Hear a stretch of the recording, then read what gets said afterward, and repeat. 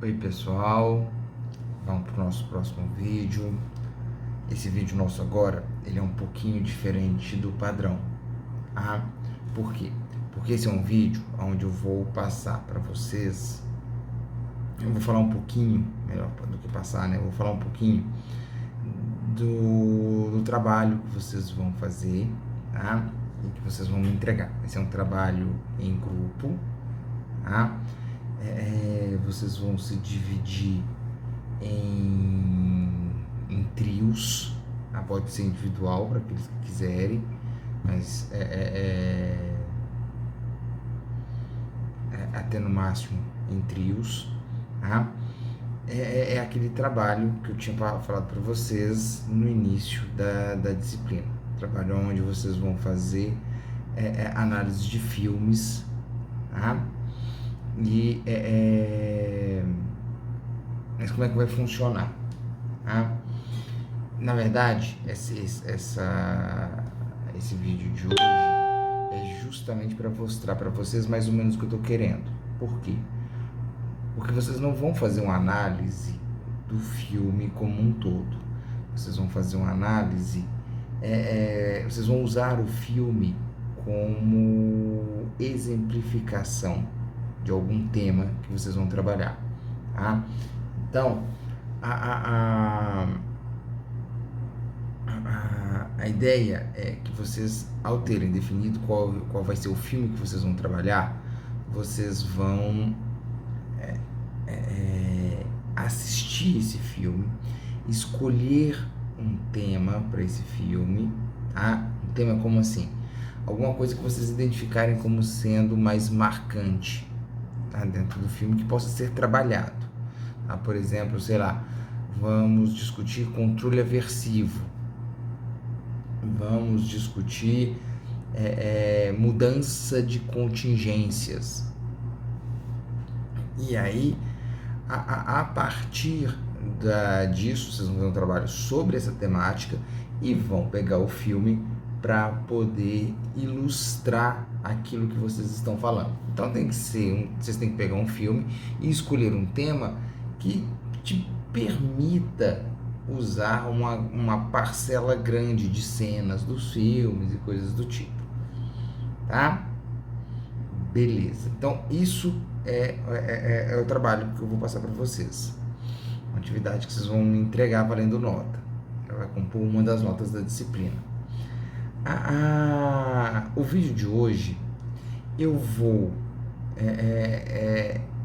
eu normalmente na disciplina eu passo um filme em aula e enquanto o filme está sendo passado eu faço análise do filme, desses trechos, para poder mostrar para vocês mais ou menos o que eu estou pensando enquanto um trabalho, tá? Então,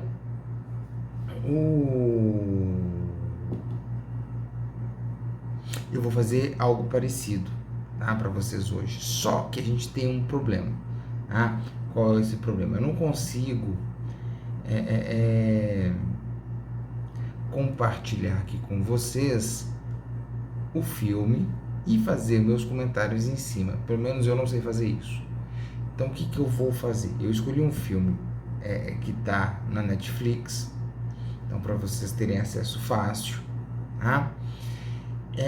E eu vou gravar nesse vídeo aqui agora os meus comentários de análise do filme.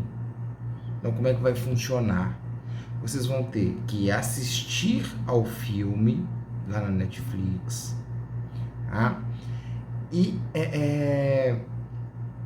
identificar, que eu vou passar um arquivo com vocês falando, olha, em que momento, passar um arquivo para vocês em que momento é o meu comentário. Então, por exemplo, vai estar lá, eu vou falar, olha, o primeiro comentário está com 5 minutos e 45 segundos de filme. Então você vai ter isso em mãos. Quando chegar nos 5 minutos e 45 segundos de filme, você pausa, assiste o meu comentário, terminou o meu comentário, volta para o filme. Próximo comentário é aos 15 minutos e 35 segundos. vai pausar quando chegar nesse momento, ver o meu comentário e, e, e continuar assistindo o filme depois. Beleza? Tá. O filme que eu vou passar para vocês é o filme que chama O Primeiro Mentiroso. Tá? Qual que é a história do filme? Vou dar spoiler. O filme, ele acontece em um mundo que aparentemente é igual ao nosso, mas ele tem uma peculiaridade. Ninguém sabe mentir. Absolutamente ninguém sabe mentir. Tá? Então as pessoas falam e há uma correspondência exata entre o que é falado e as coisas do mundo. Tá? Então, o que as pessoas falam assume-se como verdade, porque sempre é verdade. Acontece que um dos personagens aprende a mentir. E aí você tem todo o enredo em função desse ser capaz de fazer relatos verbais que não condizam com a realidade. Beleza? Então tá. O trabalho que eu quero que vocês façam, ou melhor, o trabalho que eu quero que vocês façam, desculpa. Eu vou olhar para o filme focando justamente nas contingências que tornam provável a ausência de correspondência entre dizer e fazer, entre dizer e as coisas do mundo. Tá? Porque numa lógica de controle social, supõe-se que o nosso ambiente social, a gente discutiu um pouco disso, estabeleça contingências em prol do responder verbal correspondente. Em alguma medida, contingências não planejadas tornam provável esse discurso não correspondente, ou seja, torna provável a mentira. E é justamente essas situações que eu quero discutir com vocês um pouquinho. Beleza? Então é isso. O filme é O Primeiro Mentiroso. Tá lá na Netflix. É um filme não muito dos mais longos, ele tem 1h40 mais ou menos. Tá? É um filme que eu particularmente gosto muito. Acho a ideia brilhante do filme. Poderia ter sido um pouquinho melhor executado, mas eu acho a ideia muito boa e acaba fazendo um filme interessante, bacana, engraçado. Tá? Então é isso. Agora, liguem lá no Netflix, o filme Primeiro Mentiroso. Quando chegar o primeiro comentário, eu aviso para vocês. Tá bom? Pessoal, então, só para vocês entenderem, então, aqui agora é meu comentário que está acontecendo no filme, na cena, no minuto 5:33. Tá? É a cena que os personagens estão no restaurante, que acabaram de se encontrar.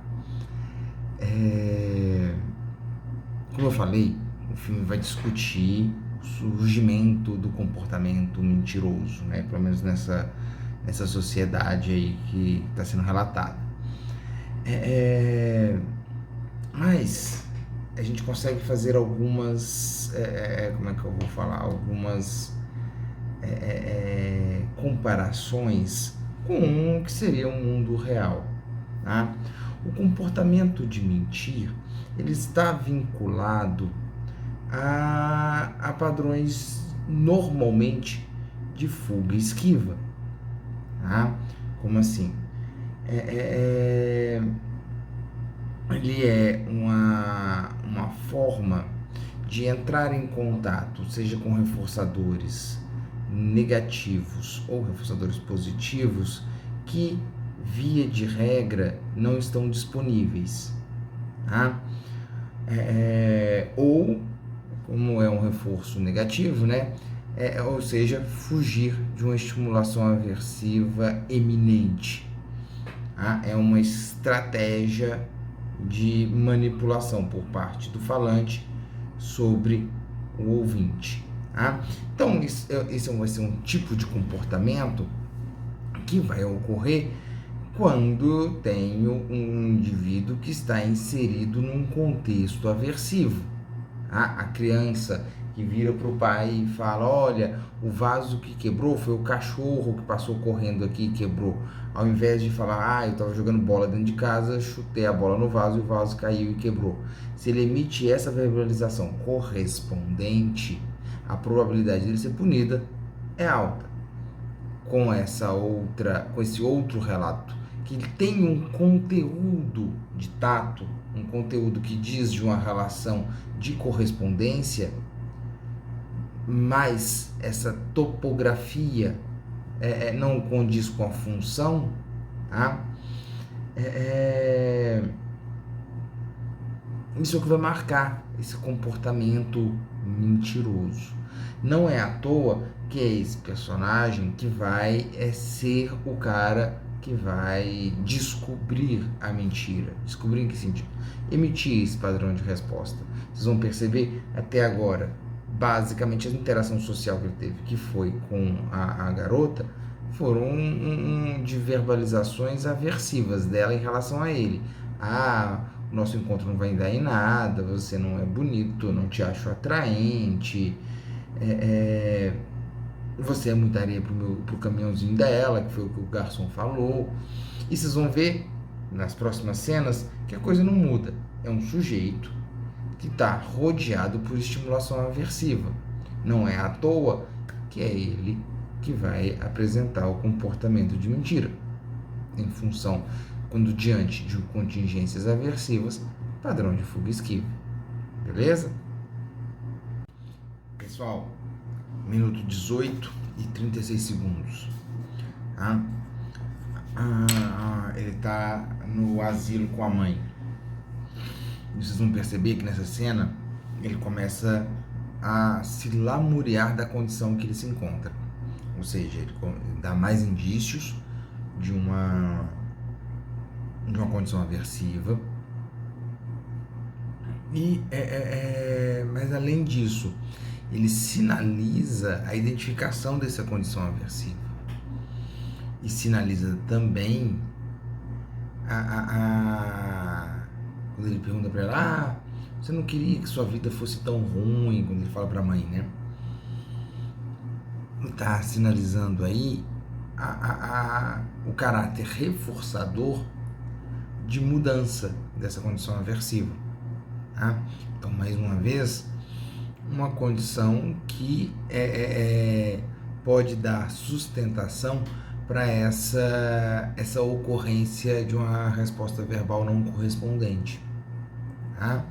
Então, a gente tem até aqui agora um personagem que está inserido num contexto aversivo, que identifica esse contexto aversivo e que sinaliza a mudança dessa condição como possivelmente como algo reforçador. Tá? Pessoal, agora na cena do banco, estou parado em 22 minutos e 15 segundos. Então a gente tem aí um momento dessa ocorrência da primeira mentira. Tá? A gente viu todo o contexto em que esse sujeito, que o Mark, se encontra, né? Um contexto bastante aversivo, a sinalização de mudança como reforçadora, e na hora que ele chega no banco e a mulher pergunta lá para ele, a cena é meio fantasiosa, joga com uma coisa de cérebro, mas isso tem um pouco de importância. Mas ele tem ali o valor de $800, que era o que ele precisava, ou seja, sinalizado pelo dono do imóvel, tá? Então esse valor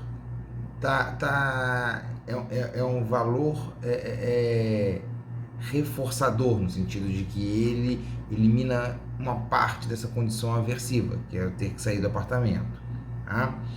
Na hora que ele fala que para encerrar a conta ele precisaria de $800 e é o que ele teria na conta, A, a, a ouvinte, a mulher do caixa, ela tem um histórico básico de correspondência. Todo relato é correspondente. Então, nesse sentido, por mais que o relato do personagem, do Mark, não bata com o sistema, o histórico de reforçamento dela é de que aquele relato do Mark é verdadeiro, ou seja, é correspondente.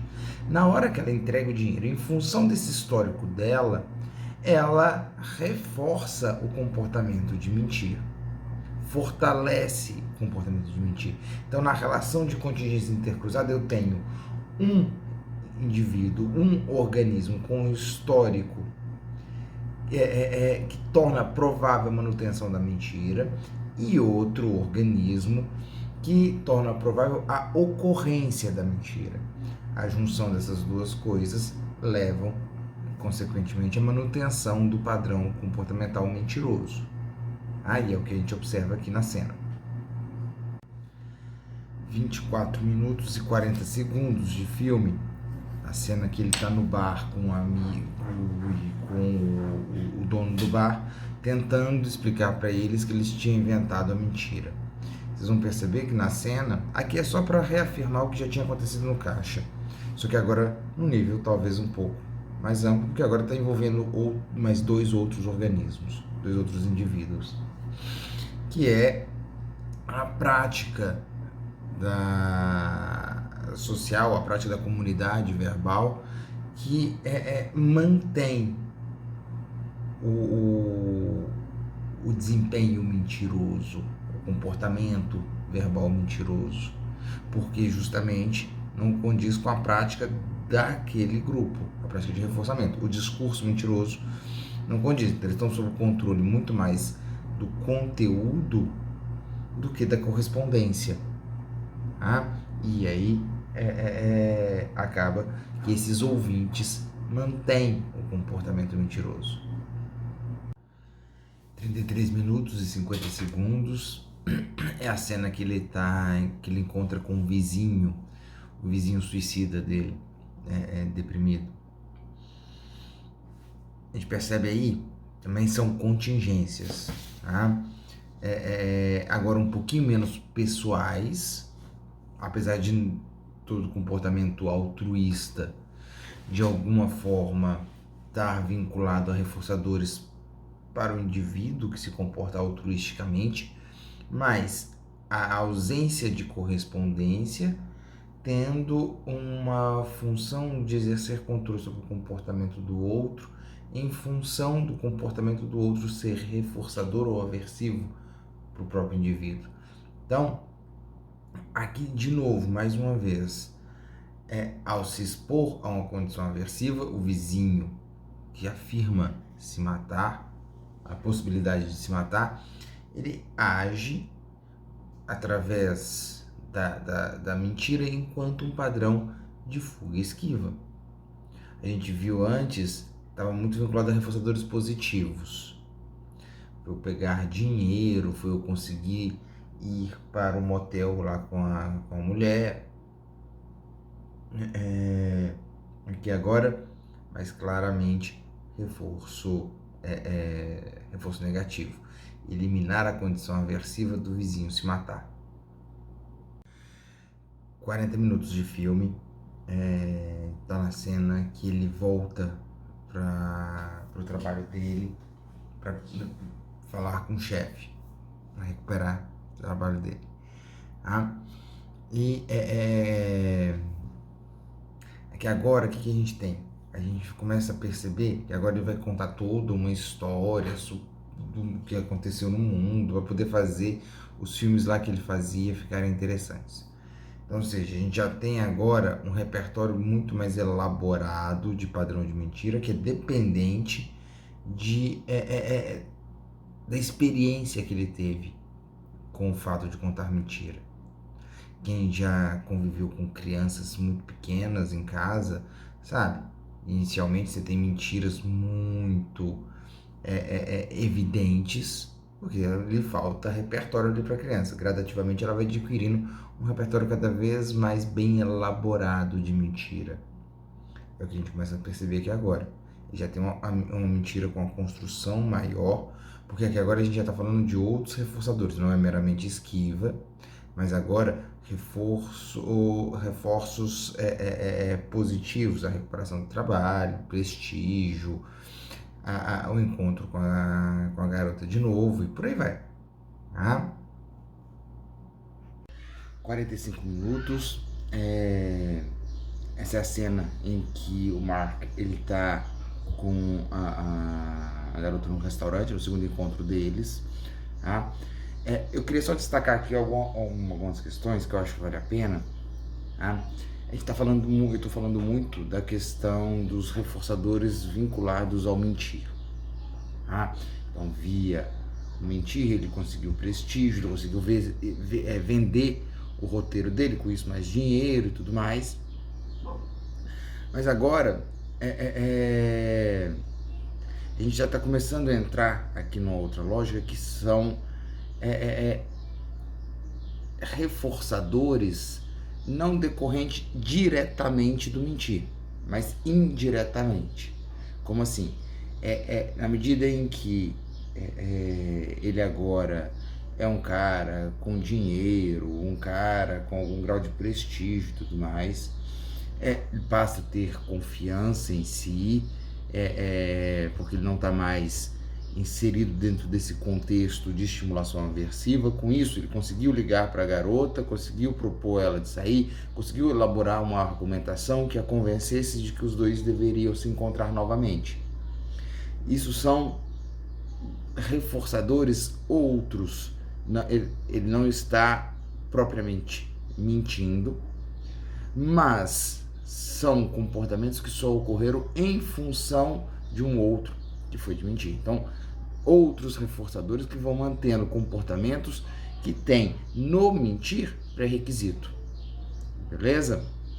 Vocês vão perceber que por mais que ele fale que ele tá lá com ela e tudo mais, e propõe para ela de namoro, ela não vai topar nesse primeiro momento. Tá? Mas, de qualquer forma, já vemos aí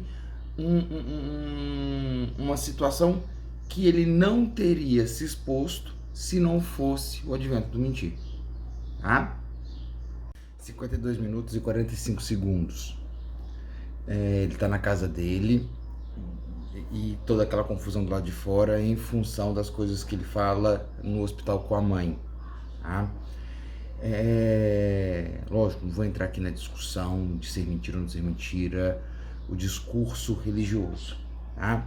Mas no mundo que estava se vivendo ali, a impossibilidade de verificação empírica, né, essa verificação objetiva do que está acontecendo, faz com que a ideia de um pós-morte simplesmente não exista, tá? E via discurso ele cria essa situação. O que a gente tem de importante aqui? Eu estou fazendo esse comentário mais por conta de algo que a gente vai discutir ainda para frente na disciplina. O próximo conteúdo que a gente vai começar a olhar são as agências de controle, ou seja, instituições controladoras. O que são essas instituições? São grupos que detêm poder de controle sobre variáveis que afetam um grande número de pessoas. A garota, eu não vou lembrar o nome dela, eu nunca lembro. Ela fala uma frase que eu acho que é interessante, que retoma justamente aquilo que a gente tinha falado. Ela pergunta para ele: o que foi que você falou para sua mãe? E ela fala: o que é que você tenha falado afetou muitas pessoas. Então, a ideia de morte, ela não é uma ideia tranquila na nossa cultura, tá? Então, ter um discurso, ou melhor, um discurso não, mas a noção de existir algo pós-morte que te mantém vivo, que te mantém em continuidade, ela é reforçadora. E justamente ela é reforçadora para um grande número de pessoas, porque a condição de morte é aversiva para um grande número de pessoas. Tá?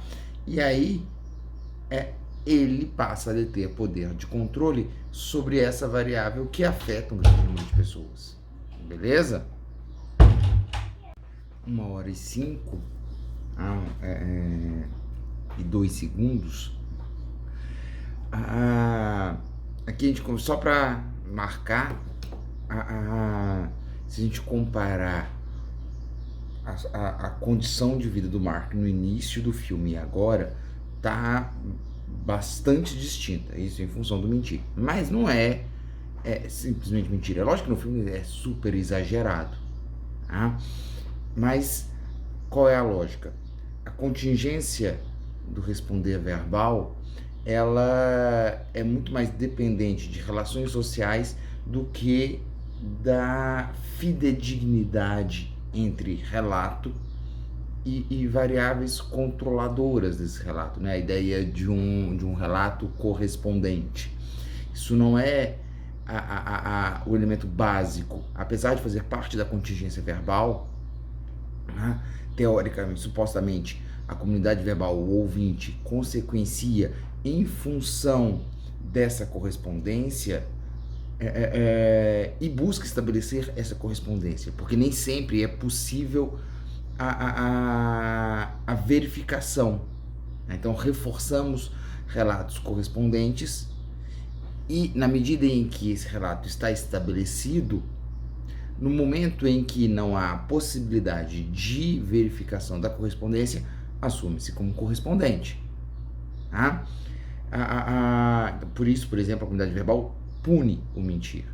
No filme, não tem lá muita condição de fazer toda essa relação, ou seja, a ideia de um relato correspondente é inerente à prática da comunidade verbal. Tá? Em função disso, é que tem todos esses reforçadores atrelados ao comportamento do Mark. Porque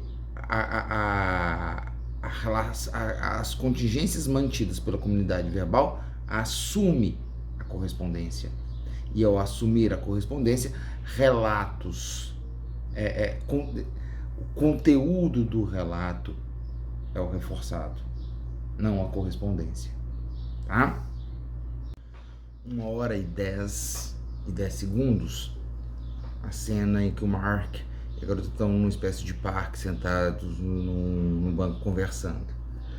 Aqui é só para pontuar que a contingência do mentir não apenas acarreta em consequências reforçadoras.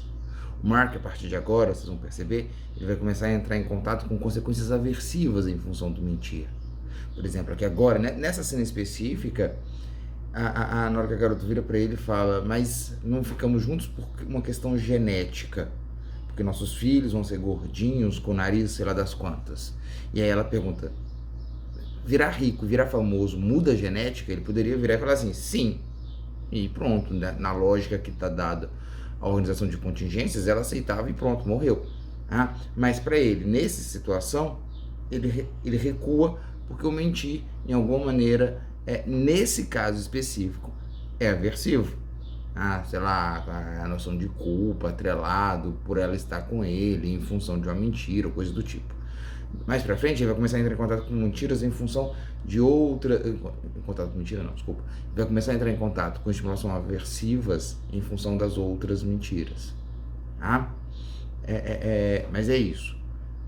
O comportamento que vai gerando consequências reforçadoras, mas em alguma medida, em função da comunidade verbal manter essa ideia de